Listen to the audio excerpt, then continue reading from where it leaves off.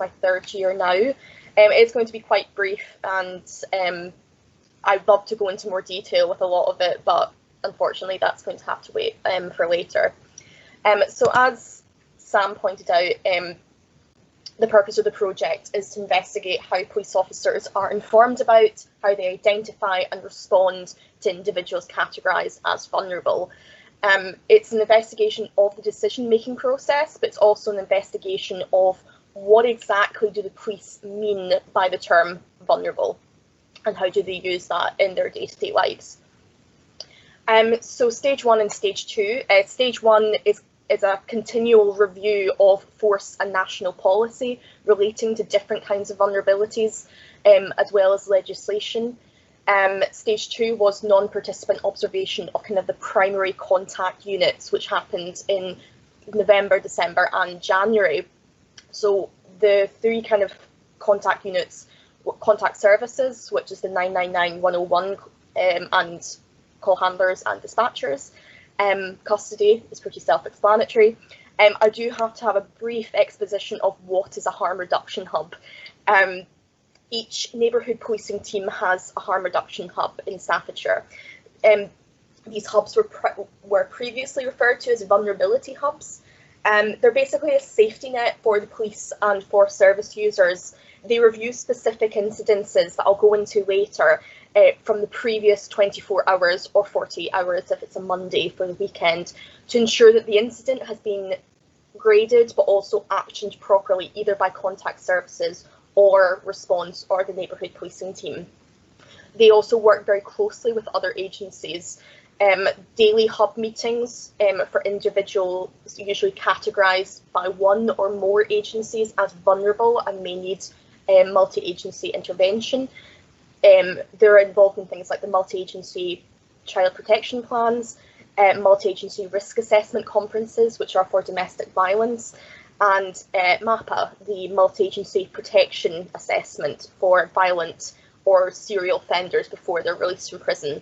They also massively handle the safeguarding elements of other operations going on, and so instead of the investigative side, they handle the safeguarding. So that takes us up to now, the semi-structured interviews. COVID halted the original plans back in March. Some interviews are online, some will be socially distanced and face-to-face. Very quick thing, the force is divided, Staffordshire Police is divided into the north, the south and the east. There is no west. It's just the way that the county is laid out. It massively confused me at first. So yeah, these are all the kind of different people I want to speak to. Interviews allow for reflection on their experiences and their ideas of what it means to be vulnerable. I also want to investigate how confident they feel in identifying individuals who may need intervention, and also what kinds of vulnerabilities are police business and what might be better handled by other agencies. And finally, I also want to investigate, are there ways in which police officers and staff feel vulnerable in their own role? So yeah, on to the findings. The first is the hierarchy of vulnerability. Delving deeper into hierarchies would take up a lot of time. Unfortunately, it would take up the whole talk. So I decided just to depict the hierarchies to let you have a look, and while I just talk about how they're demonstrated. So the wider societal hierarchy of vulnerability may be a question, even a thesis for another time. But what I found out very quickly was, yes, the force does have a hierarchy of vulnerability. It's domestic violence, stalking, harassment, missing persons and mental health. However, the individual units themselves also have their own hierarchies, which is dependent on their operational use within the organisation. The hierarchy is pretty much dependent on priority. What risk assessments exist for some instances, like domestic violence, but don't for others, for example, mental health? What questions within these assessments carry more weight, that are kind of a deal breaker, that simultaneously escalates the risk and a need for intervention? Which decisions are the easiest to make based on the information coming through?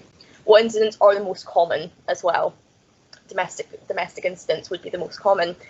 What kind of incidents also necessitate an escalation of the decision-making process up the chain of command? So yep, that's the hierarchy for contact services. and these are for custody and for the harm reduction hubs. And I can come back to that later. Sorry, I thought I had more to chat about there. Sorry. The other finding was policing as social care, social work. It has been noted previously that the police have mainly focused on enforcement, but now it's more about intervention.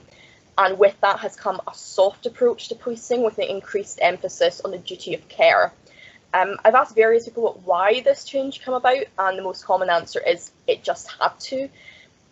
There's an admittance that some forms of policing just aren't working, that prisons aren't working, and that there's also needs to be an increase in public confidence and trust that the police can be approached and trusted not solely to investigate thoroughly, but also handle individuals with empathy and respect.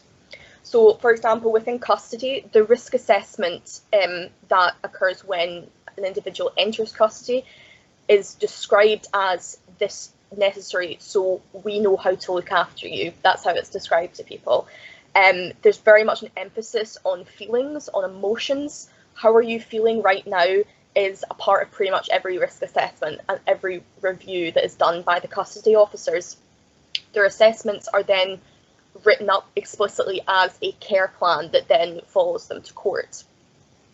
An example from contact services, a great deal of validation and reassurance is occurring on behalf of the call handlers. You know, that is frightening. I would be scared too. There's an acknowledgement of, you know, the anxiety that a lot of people are going through when they make that call. Often callers, they maybe aren't really sure what to do or are just in need of some reassurance. So the call handler will just outline what the caller can do and sometimes what they can't do, and what the police can do and what they can't do. In cases of grade 1, which is high risk domestic violence, the call handler often offers to stay on the phone with the caller until the response officers reach the address. They give them updates on the process, on the progress of the response officers, and again, validation, reassurance, but even just asking them questions to try and mitigate or lessen the kind of the anxiety of waiting. And then finally, the harm reduction hubs, when the officers go to speak to victims, witnesses, offenders, the community, in their safeguarding role, they rarely wear their police uniforms and just wear ordinary civilian clothes. There's this appreciation that the last time many of the individuals they're going to speak with, the last time that they saw a police officer, most likely would have been a time of great distress and of trauma, and they want to minimise that distress or re-traumatising the individual. And a lot of them may have had negative experiences with criminal justice in the past. So there's that recognition of, whilst the uniform carries an authority, and that authority is necessary sometimes, there are times when that authority needs to basically be put away and appear on a more equal footing, basically like a normal person. The emphasis on vulnerability has played a role here because it's helped to paint a much broader, if more complex, picture of the issues that the police deal with, and has necessitated a shift in not only how their procedures and their policies respond, but how these individuals respond on a case-by-case basis. Holistic is a term that gets thrown about a lot in the vulnerability literature. I would say it's just a more empathetic approach to police work, and it does appear to be informing decisions better and opening up more avenues for intervention. This does lead to some significant issues, of course. The first is the dependency and almost the over-reliance of other agencies on the police. Most other agencies are Monday to Friday, 9 to 5, the police aren't. The police occasionally can be treated kind of as a follow-up resource for other agencies because they themselves don't have the time or the resources. For example, agencies used to call the police to conduct welfare checks on clients that had not turned up for an appointment earlier in the week. This is actually now being stopped because it was a misuse of time and resources. It was causing a great deal of unnecessary distress to the individual.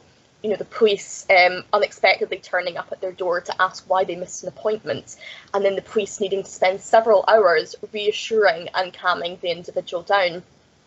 And in many cases, it was actually stopping individuals from getting help from agencies because they were worried they would be punished, essentially. There's quite insidious implications there of surveillance and state enforcement, because if you miss an appointment, which can happen for many reasons, the police appear at your doorstep. There's also questions around the concept of ownership. There's tendency for agencies to pass an individual between agencies, saying we don't own this issue, and it's especially prevalent between the addiction and mental health services. This is obviously been exacerbated by austerity and cuts to the public sector. But as a result, the police are kind of expected to own everything. But what realistically do they own? When the police talk about ownership, what they mean is who is handling the investigative side, who is handling the operational side, who is handling the safeguarding. This has been improved through the harm reduction hubs. The multi-agency nature of the meetings that they are involved in often involves asking the question, who is best to handle this case? Or who is best to handle this specific aspect of the case, and moving on from there, and not doing like case management. So there is an appreciation and an acceptance that the police are not always the best or the most effective agency to handle specific issues. So there is a need for multi-agency working, but there's still that expectation and sticking point of the police role in social care, especially because, you know, they enact law enforcement's arm of the state. They are a criminal justice response to social issues. The thing is, the emphasis on vulnerability has made that clearer, yet also paradoxically more complex at best and blurred at worst. This is very much evidenced in the repeat demand and early intervention scheme that Di came up with. The scheme itself is absolutely brilliant. It's a way to investigate why individuals are calling the police so frequently with non-crime related issues, what exactly is driving them to reach out at this point in time, and then how to move that person forward, both for themselves and for the police. And again, there's that issue of appreciation of police authority. It's the PCSOs who carry out the early intervention scheme. They are smilier, as it's been smilier. That's the way it's described to me. You know, they can't rescue. And there's understanding that a lot of the individuals involved will have had a negative experience of the police and of criminal justice. When the full assessment was explained to me, my response was, I really want to do this for myself. I think everybody should do this. This is brilliant. It is inspired. It is not policing. This is social care. This is social work. So again, we have the police needing to innovate and plug a gap that is opened up, but no other organisation has the resources to fill. So now what do the police own? Do they own every social issue? Further, is it effective, and is it actually sustainable?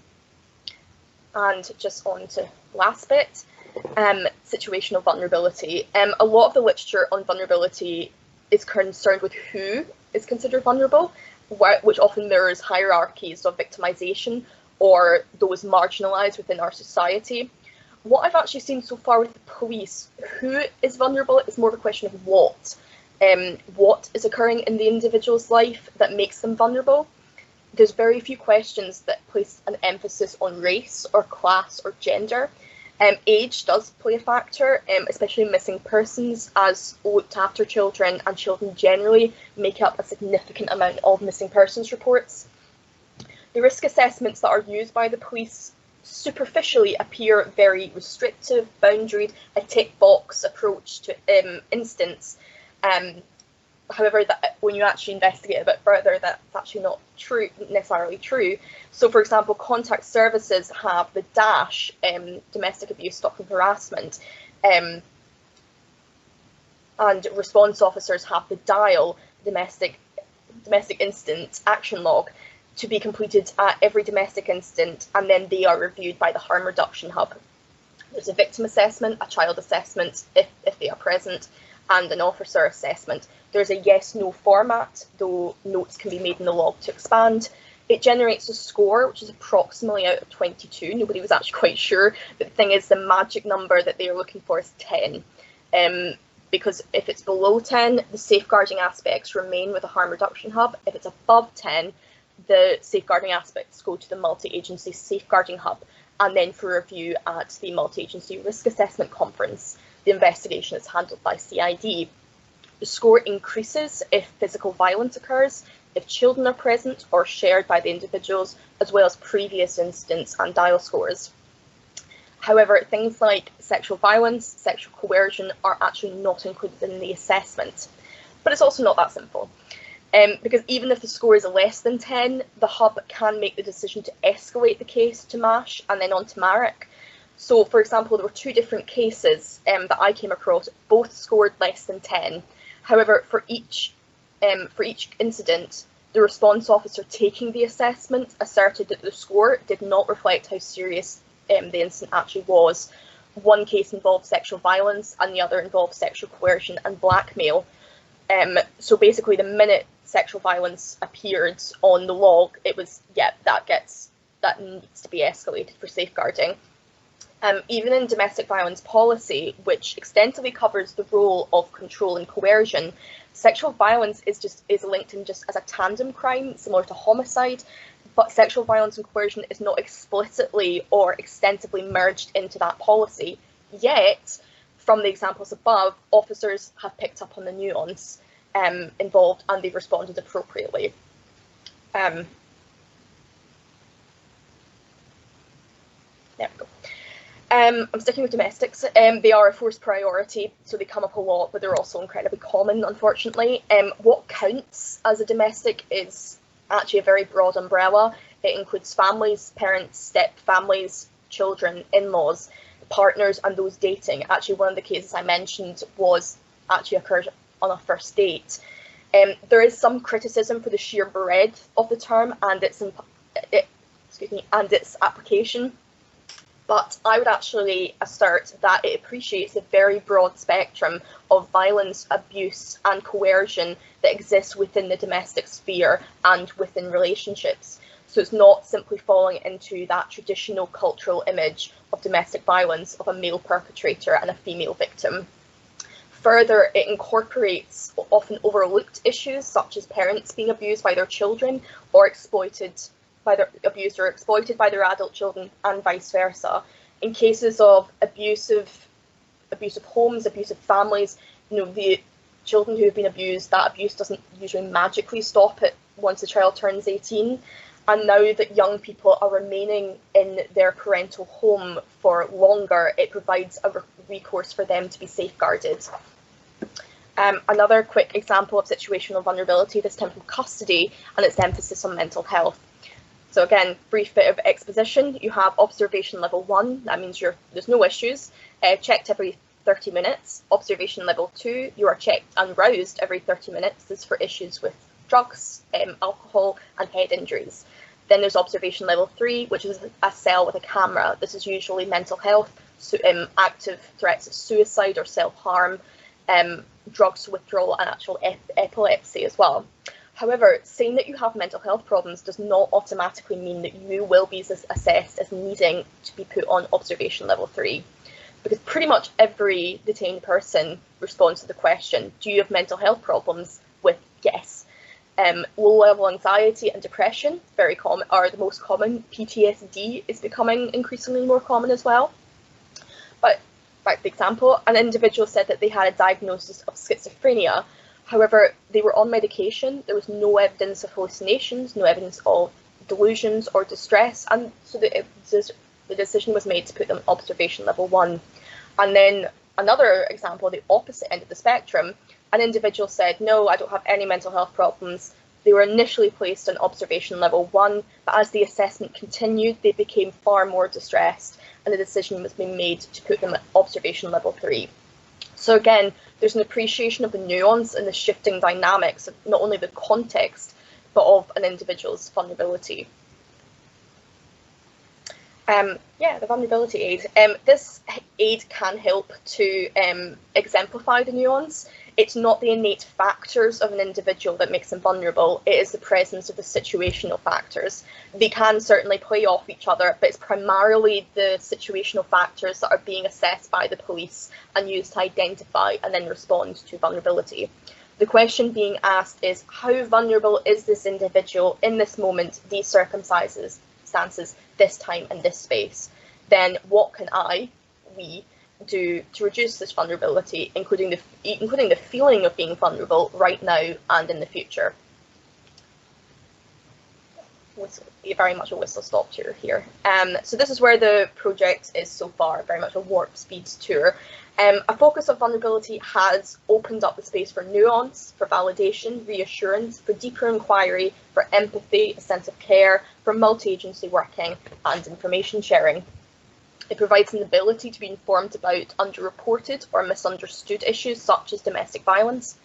It applies to everyone. It applies to victims, to witnesses, to communities, and to offenders. There are, of course, significant issues with this. If everybody is vulnerable, then we risk missing those who are less visible and have less of a voice. It is still not entirely clear what vulnerability means in a policing context, because that context is now very blurred. In theory, it is someone who is at risk of harm or exploitation, but in practice, that is a lot more complex. We do risk stigmatising or re-stigmatising certain groups, either directly or indirectly. The overstretched role of the police puts more pressure on their resources and their mental health. With more responsibility, there can also be more blame when things go wrong. The police cannot be last chance gulch. They cannot be expected to plug the gaps that are opening up in our society, and this most likely has increased as a result of COVID. It feels like the police are very slowly starting to accept that they cannot own everything. They cannot be the vulnerability lead, but now society, politicians and other agencies, they need to meet them halfway. The police vulnerability training asks a question: if you don't look, who will? That question is starting to transform into so many of the issues that I have just briefly touched in relation to the handling, the police's handling of vulnerability. That question is now not just look closer, see more, it is you own everything.